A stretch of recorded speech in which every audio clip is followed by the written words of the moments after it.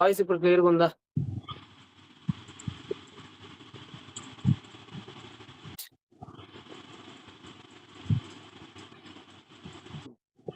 Very good, very good, very good. అన్నా ఈరోజు మన క్లాస్ 26, క్లాస్ నెంబర్ 26 ఈరోజు. Okay, right. వాస్తవానికి ఇంకా వచ్చే గురువారానికి అయిపోవాలి వాస్తవానికి. కానీ మొన్న మనం అనుకున్నాం కదా, ఇంకొక 2-3 డేస్ మనం దాన్ని పొడిగించుకోవచ్చు. డ్యూటరానమీ కొద్దిగా పెండింగ్ లో ఉంటది. సో దాన్ని ఇంకొక 2-3 క్లాసెస్ గా నేను పొడిగించే అవకాశం కూడా ఉంది. Okay, right. దాన్ని మీరు మైండ్ లో పెట్టుకోండి. ఈరోజు మనందరం కూడా క్లాస్ నెంబర్ 26 మనందరం కూడా వచ్చాం. రైట్. నిన్న మనం ఎన్నో అధ్యాయం దాకా ధ్యానించుకుందాం, కామెంట్ చేయండి. నిన్న మనం ఎన్నో అధ్యాయం వరకు ధ్యానించాం, మార్నింగ్ అండ్ నైట్ బ్యాచ్. ఈరోజు కూడా మీరు కామెంట్ చేయండి. Yes, correct. 20th చాప్టర్ 20వ అధ్యాయం వరకు మనం నిన్నటి దినాన ధ్యానించాం.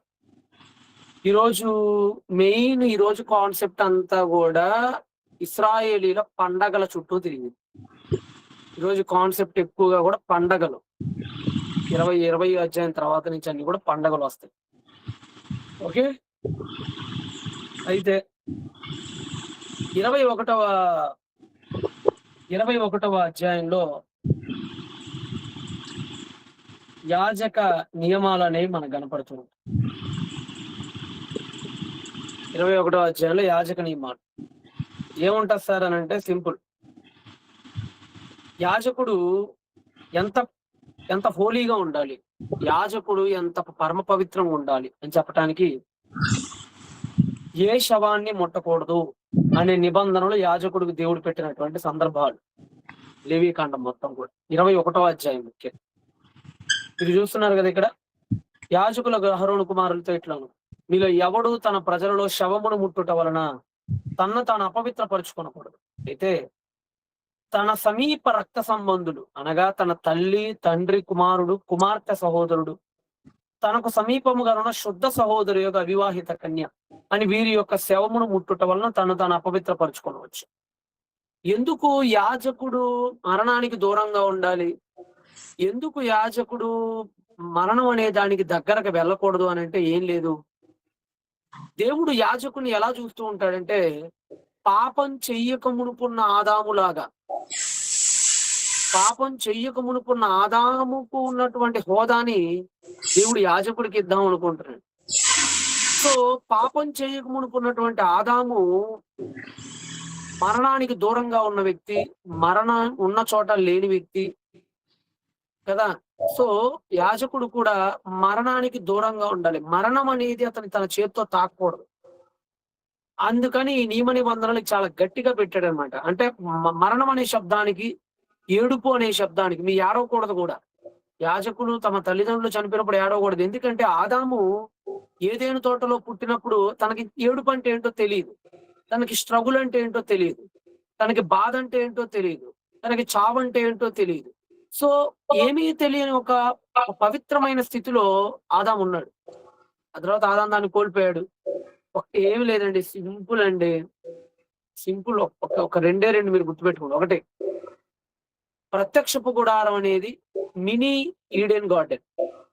ప్రత్యక్షపు గుడారం అంటే, ప్రత్యక్షపు గుడారం అనేది చిన్న సైజు ఏదేను తోట.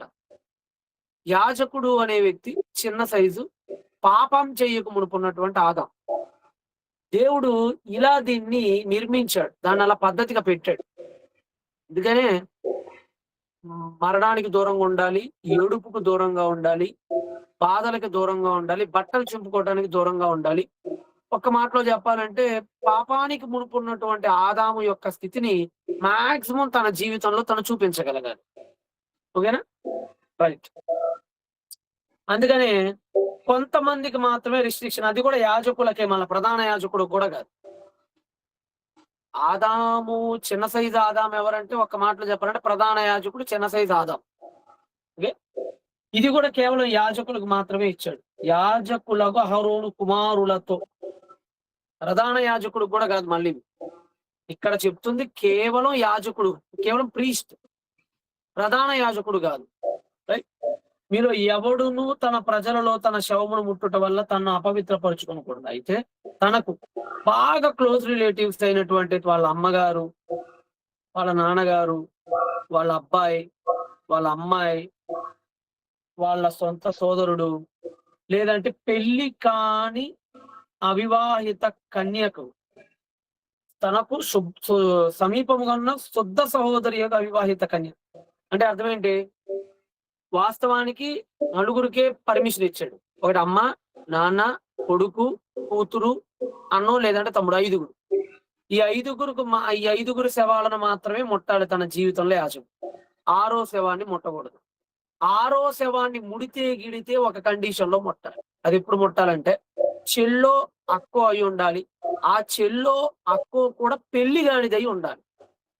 ఎందుకంటే పెళ్ళైతే తన కుటుంబంలో నుంచి అవుట్ సైడ్కి వెళ్ళిపోతుంది, తను వేరే కుటుంబ సభ్యురాలిగా మారిపోతుంది. సో అప్పుడు కూడా ఆవిడ ముట్టకూడదు. కేవలం పెళ్లి కాకపోతే మాత్రమే, పెళ్లి కాకుండా చనిపోతే మాత్రమే ముట్టాలి. ఓకేనా? ఎందుకు సార్ అంటే సింపుల్. ఒకవేళ యాజకుడు సహోదరికి పెళ్ళై భర్త ఉండి గనక చనిపోతే శవాన్ని ముట్టుకోవటానికి యాజకుడికి పర్మిషన్ లేదు. ఎందుకు? ఒక స్త్రీకి పెళ్ళైతే ఆమె తండ్రి అన్నగారి ఇంటికి చెందింది కాదు, ఆవిడ వేరే ఇంటికి సంబంధించింది ఆ రోజు నుంచి. ఓకేనా? ఆమె భర్త కుటుంబానికి చెందింది. ఆమెను సమాధి చేయాల్సిన పూర్తి బాధ్యత, లీగల్ రెస్పాన్సిబిలిటీ ఆమె భర్త కుటుంబానిదే. కాబట్టి పెళ్ళైతే గనక వాళ్ళ ఆయన కుటుంబంలో మెంబరు, ఇక ఆవిడ చచ్చిపోతే వాళ్ళకి రెస్పాన్సిబిలిటీ ఉంటుంది కాబట్టి లీగల్ ప్రకారంగా. సో యాజకుడికి వివాహిత కన్యయకు సహోదరుని అయితే, అంటే వివాహిత యువతి అయిన సహోదరుని అయితే ముట్టుకోవద్దు అన్నాడు. శుద్ధమగు సహోదరి యొక్క అవివాహిత కన్య అయితేనే పర్మిషన్ ఇచ్చాడు. ఎందుకంటే పెళ్లి కాకపోతే ఆయన కుటుంబమే కాబట్టి తాను జరిగించాల్సిన బాధ్యతలు ఏదో తను జరిగించాల్సి కాబట్టి యాజకులకు మాత్రం ఇంతవరకు పర్మిషన్ ఇచ్చాడు. యాజకులకు ఇంకొన్ని విషయాలు కూడా చెప్పారు. వారు జార స్త్రీనే గాని భ్రష్టురాలనే గాని పెండ్లి చేసుకోకూడదు. ఓకే? ఈయన మధ్య ఎక్కడో ఎవరి వీడియోలోనో విన్నాను, మేబీ కరుణాకర్ అయి ఉండొచ్చు, ఇంకెవరో అయి ఉండొచ్చు. వాళ్ళు ఏమన్నారంటే మీ దేవుడు రూల్స్ పెడతాడు, మీ దేవుడు క్రాస్ చేస్తాడని చెప్పి. ఎక్కడ్రా బాబు దేవుడు రూల్స్ పెట్టింది క్రాస్ చేసింది అని ఆలోచిస్తే, ఇప్పుడు ఇక్కడ ఏమన్నాడు మీరు, ఎక్కడ 7వ అధ్యాయంలో ఇక్కడ ఏమన్నాడు క్లియర్ గా, ఇక్కడ భ్రష్టురాలినే గాని వ్యభిచారినే గాని ఏం చేసుకోవద్దని చెప్పాడు? పెండ్లి చేసుకోకూడదు అని చాలా క్లియర్ గా చెప్పాడు. ఓకే, ఒక్క నిమిషం.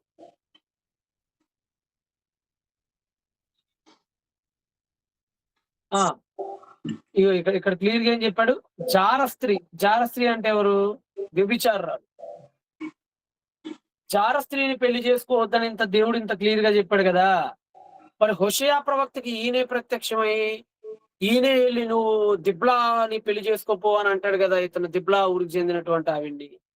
ఇది ఎక్కడ న్యాయం? అంటే మీ దేవుడే రూల్స్ పెడతాడు, మీ దేవుడే క్రాస్ చేస్తాడు అంటాడు. చెప్పాను కదా ఇలా తలా తోకది. ఇది జార స్త్రీని పెళ్లి చేసుకోకూడదు అని చెప్పింది ఎవరికి చెప్పాడు? యాజకులకు చెప్పాడు. ఈ రూలు యాజకులకు వర్తించేది, అన్ని ట్రైబ్స్ కాదు. అర్థమైందా? రాహాబ్ అనే ఆవిడ జార స్త్రీని, మరి సల్మాన్ ఎందుకు పెళ్లి చేసుకున్నాడు? హోషేయ పెళ్లి చేసుకుంది జార స్త్రీని. అర్థమైందా? అలాగా యెఫ్తా తండ్రి గిలాద్ పెళ్లి చేసుకుంది కూడా జార స్త్రీని. మరి అక్కడ ఎందుకు దేవుడు ఏమనలేదంటే, ఏమనకపోవటం ఏంటరా స్వామి, వాళ్ళు యాజకులు కాదు కదా, వాళ్ళు వేరే ట్రైబ్ వాళ్ళు. ఇక్కడ పర్మిషన్ కేవలం యాజకుల గురించి మాత్రమే మాట్లాడుతున్నాడు ఇక్కడ. కాబట్టి జార స్త్రీని పెళ్లి చేసుకోకూడదు అనే కాన్సెప్ట్ అనేది ఇతర జాతి పురుషులకు చెందింది కాదు ఈ రూల్. ఇది లేవియ కాండం. ఆ కాండం పేరే లేవి కాండం. అంటే ఇది లేవీయులకు ఉన్నటువంటి రూల్స్ ఇవి. జార స్త్రీని పెళ్లి చేసుకోకూడదు. ఎందుకు అనంటే ఆ తర్వాత వచ్చే సంతానాన్ని మళ్ళా దేవుడి పరిచయలో పెంచాలి కాబట్టి అపవిత్రం అయిపోద్ది ఒక జార స్త్రీని కనుక పెళ్లి చేసుకుంటే. అలాగనమాట. ఓకే, ఇదిగోండి ఇందాక మీకు చెప్పిన మాట. ఇది ప్రత్యక్షపు గుడారం అనేది భూమి మీద దేవుడు కట్టిన ఒక మినీ ఈడెన్. చిన్న సైజు ఏదైనా. ఏదైనా తోటలో పాపం లేదు, శాపం లేదు, ముఖ్యంగా మరణం లేదు. ఏదైనా తోటలో ఏం లేదు? మరణం అనేది లేదు కదా! ప్రధాన యాజకుడు బట్టలు వేసుకొని గుడారంలోకి వెళ్ళినప్పుడు అతను ఆదాము పాపం చేయక మునుపున్న ఒరిజినల్ మనిషి పాత్రలోకి వెళ్ళిపోతాడు. ఎక్కడికెళ్ళిపోతాడు? పాపం చెయ్యక మునుపు ఉంటాడు చూసావా?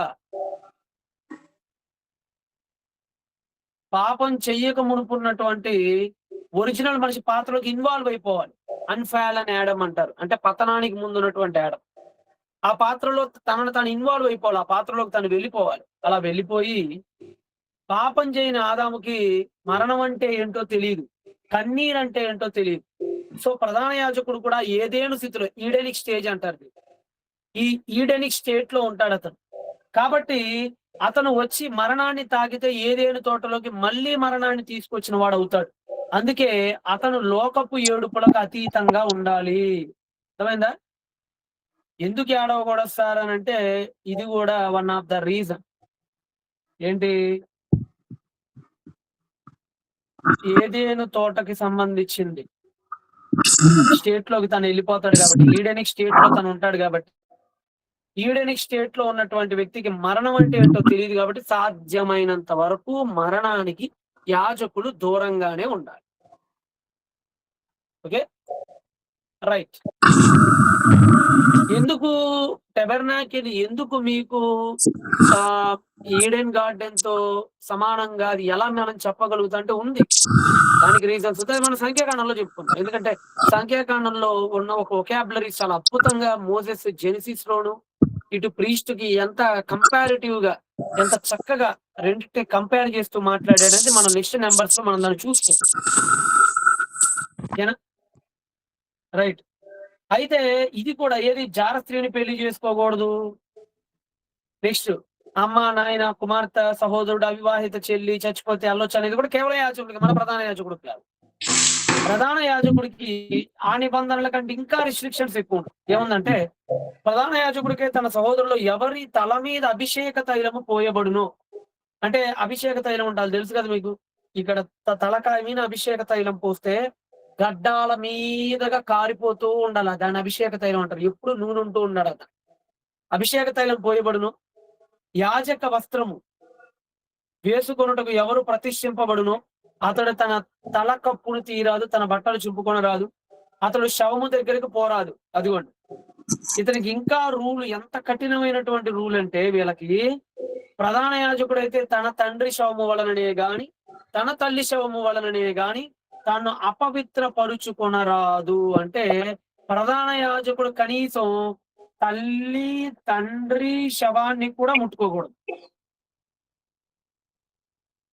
ఓకే. ఇతని రూల్ ఇతను. అతడు కన్యకను పెళ్లి చేసుకోనివాలని. సో, యాజకుడికి, ప్రధాన యాజకుడికి రిస్ట్రిక్షన్స్‌లో తేడా అంటే ఏం లేదండి. దేవుడికి ఎంత క్లోజ్‌గా ఉంటే, మనం అంత హోలీగా ఉండాలి. సింపుల్ ఇక్కడ. దేవుడికి ఎంత క్లోజ్‌గా ఉంటే, మనం అంత హోలీగా ఉండాలి. ఓకే. ఓసారి ఆర్‌సీ స్ప్రోలు ఓ మంచి మాట అంటాడు. ఆర్‌సీ స్ప్రోలు మంచి స్కాలర్ అతను. అంటే కాల్వినిస్ట్ బట్ మంచి స్కాలర్ అతను. లాజికల్‌గా చాలా బాగా మాట్లాడతాడు. ఓసారి అతను అడిగాడు.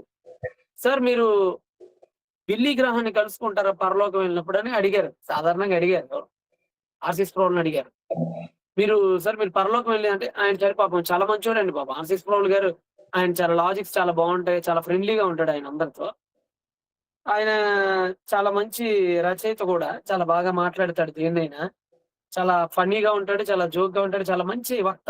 చాలా బాగా మాట్లాడతాడు ఆయన. ఆయన ఒకసారి బిల్లీ గ్రాహాం గురించి అడిగారు. ఆయన కూడా చచ్చిపోయాడు పాపం క్యాన్సర్‌తోనే చనిపోయాడు. ఆయన కూడా క్యాన్సర్ వచ్చింది. ఆయన ఎంత గొప్పోడంటే పాపం ఆక్సిజన్ కూడా అందకపోతే ఆర్‌సీ స్ప్రౌలు ముక్కులోకి ట్యూబ్స్ యేసుకొని వచ్చి మరి చెప్తూ ఉంటాడన్నమాట వాక్యాన్ని.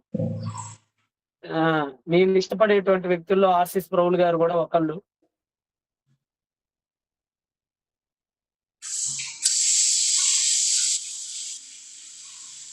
చూద్దాం ఆయన చనిపోవటానికి ముందు ఏమైనా దొరుకుతాయేమో చూద్దాం.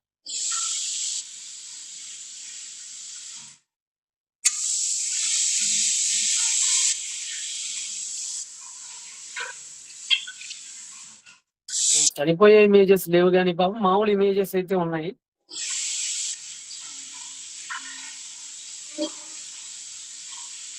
అంటే నాకు ఇది ఎందుకు గుర్తొచ్చిందంటే సడన్ గా దేవుడికి దగ్గరయ్యే కాన్సెప్ట్ గురించి అతను మాట్లాడతారన్నమాట.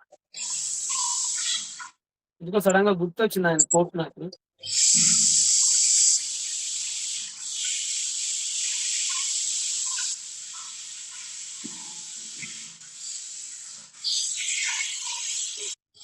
చాలా మంచి వ్యక్తి.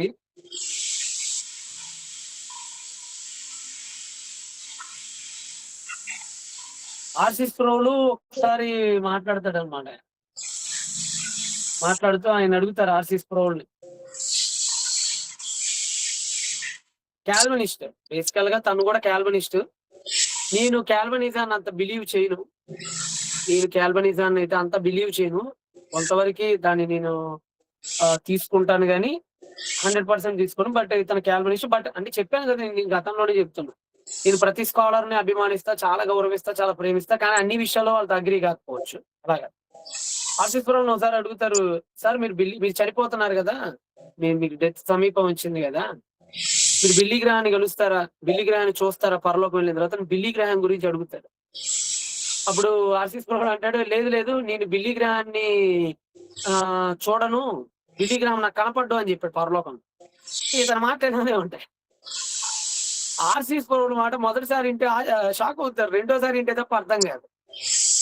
మంచి చమత్కారి. చాలా బాగా మాట్లాడతాడు. జానీ మెకాదర్‌కి ఇతనికి జరిగినటువంటి ఫ్రెండ్లీ డిబేట్స్‌లో గూడా చాలా బాగా మాట్లాడతాడు. అంటే ఇతని మాట మొదటిసారి అర్థం కాదు. చాలా ట్విస్ట్‌ఫుల్‌గా మాట్లాడతాడు. అదే అంటాడు, "బిల్లీ గ్రాహం నాకు పరలోకంలో కనపడ్డగా" అన్నాడు. ఏంట్రా బాబు, ప్రజలందరూ ఏమనుకున్నారంటే, బిల్లీ గ్రాహం ఏమన్నా పరలోకానికి పోడని చెప్తున్నాడు అనుకున్నారు. దాని తర్వాత ఏమంటాడంటే, నేను అతన్ని చూడలేను. ఎందుకంటే అతను దేవుడికి చాలా క్లోజ్‌గా ఉంటాడు. నేను దేవుడికి చాలా దూరంగా ఉంటాను పరలోకంలో. అతన్ని చూసే అంత దగ్గర కూడా మేబీ నేను వెళ్ళకపోవచ్చు అంటాడు. అంటే అంత క్లోజ్ అన్నమాట. అంటే దేవుడికి అంత క్లోజ్‌గా వెళ్తాడు బిల్లీ గ్రాహం అని అక్కడ మీనింగ్. అంటే ఆయన పరలోకానికి వెళ్ళకపోవటం గాదు. ఆయన పరలోకంలో దేవుడికి చాలా క్లోజ్‌గా ఉంటాడు. నేను అంత క్లోజ్‌గా ఉండలేనేమో అంటాడు. ఎందుకంటేనండి, బిల్లీ గ్రాహం గారు లేకపోతే అమెరికా సగం జంచి ఎప్పుడో పోయేది. హ్మ్. ఎందుకంటే బిల్లీ గ్రాహం గనక లేకపోతే ఈరోజు అమెరికాలో యువతలో క్రైస్తవ్యం ఎప్పుడో దెబ్బతినేది. సింపుల్. బిల్లీ గ్రాహం ఎప్పుడు దేవుడు లేపుకున్నాడండి బిల్లీ గ్రాహాంని. ఆహ్, ఇతనుంటాడు గదా! డాన్సరు. తన పేరేంటి? మైకేల్ డాన్సర్ ఉంటాడు గదండీ! ఆ డాన్సర్ గాడి పేరేంటి చెప్పండి? Pop singer. MJ. Michael Jackson. Very good. Very good. సరిగ్గా, సరిగ్గా మైకేల్ జాక్సన్ అనేవాడు రైజ్ అయ్యి యూత్ మొత్తాన్ని సంగీతం వైపు తిప్పుతూ, యూత్ మొత్తాన్ని డాన్స్‌ల వైపు తిప్పుతూ, యూత్ మొత్తాన్ని సంగీత నాదాలతో హోరెక్కిస్తూ, పాపం వైపు తిప్పుతూ, పాపంలో విపరీతంగా యూత్‌ని ఆకర్షిస్తున్న వేళ అప్పుడు లేపుకున్నాడు దేవుడు బిల్లీ గ్రాహాం. అప్పుడు బిల్లీ గ్రాహాం మైకేల్ జాక్సన్‌కి అపోజిట్‌లో అపోనెంట్‌గా నిలబడి, మైకేల్ జాక్సన్ అనేవాడు యువత మొత్తాన్ని సంగీత నాదాల వైపు తిప్పుతూ వాళ్ళందరిని లోకంలో పడేస్తూ ఉంటే, ఒక్క బిల్లీ గ్రాహాం అమెరికా దేశాన్ని, యూరప్ కాంటినెంట్‌ని దేవుడి వైపు నిలబెట్టిన మహా ఘనుడు బిల్లీ గ్రాహాం. ఆ! అతనికున్న రికార్డ్స్ ఎవరికీ లేవు. అతనికి ఇన్ని విషయాలు తెలియకపోవచ్చు పాపం. అతను అపాలజిస్ట్ కాదు. అతను థియోలాజియన్ గూడా కాదు. అతను కేవలం ఎవాంజలిస్ట్. ఇంకో విచిత్రం చెప్పమంటారా? బిల్లీ గ్రాహాంకి చర్చ్ గూడా లేదు పాపం. ఆళ్ళింట్లో 5గురో, 6గురో ఉంటారు. అదే ఆయన చర్చ్. ఆయనకి చర్చ్ గూడా లేదు. ఆయన చాలా మంది అడిగారు బిల్లీ గ్రాహాం గారిని. "బిల్లీ గ్రాహాం గారు, మీరు చర్చ్ పెడితే లక్షల లక్షలు మంది వస్తారండి బాబు. ఏమి